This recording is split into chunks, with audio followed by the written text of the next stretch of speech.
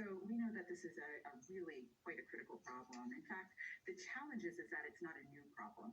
In 2014, 10 years ago, the CDC declared sleep disorders in the United States an epidemic and a major public health crisis. And we realized that this wreaks absolute havoc on all individuals who are not getting the right duration of sleep. So whereas in 2014, it was 1 in 5 adults were having sleep issues. Most recently, it was 1 in 3. And now we're seeing it approximating 1 in 2 people not getting the right duration of sleep. And stress is definitely going to play a major role and unfortunately has a bidirectional relationship with the type and quality of sleep that you get. Yeah, I mean, especially younger women seem to be reporting the highest levels of stress. Talk more about how stress is linked to this lack of sleep.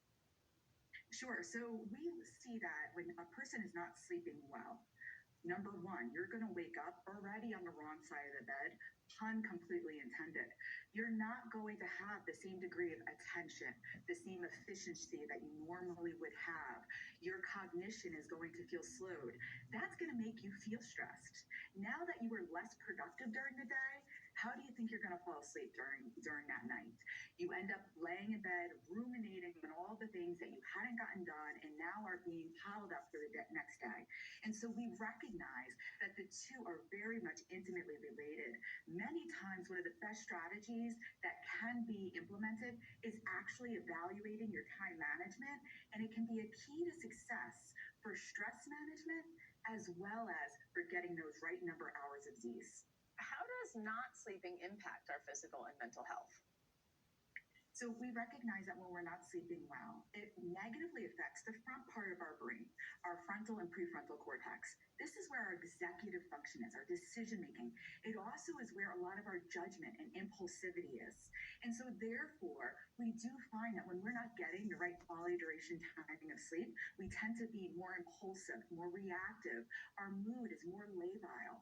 We recognize it does put us at a greater risk for depression, anxiety, and many other mental health conditions.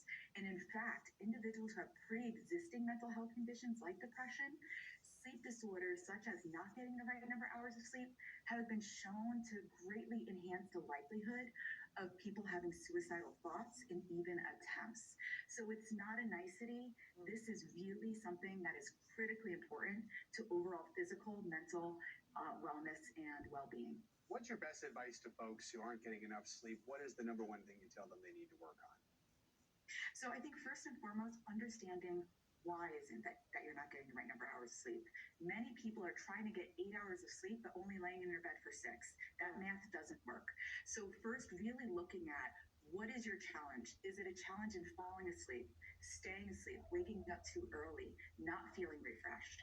By really being understanding of what it is that you're challenging with specifically, that allows you to partner with your physician to be able to create a tailored plan that is personalized to the challenges that you have.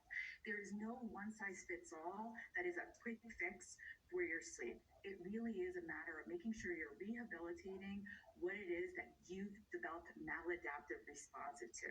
So the wrong kind of behaviors in response to not sleeping well. For people who are trying sleep aids like melatonin or ZQL or those types of things, do you recommend against that, or is that okay here and there if you think you need some help to fall asleep? So I think that the major distinction when we're looking at the use of sleep aids is that if you find that you are habitually using them, you're using them for more than, even if it's once a week, this is a call to action that you need a further evaluation as to why are you having this regular difficulty.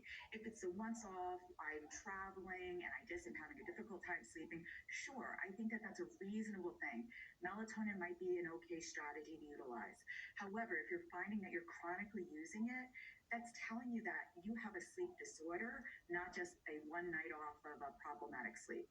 All right, Dr. Anne Marie Morse, really important information. Thank you so much. Thank you. I appreciate the time.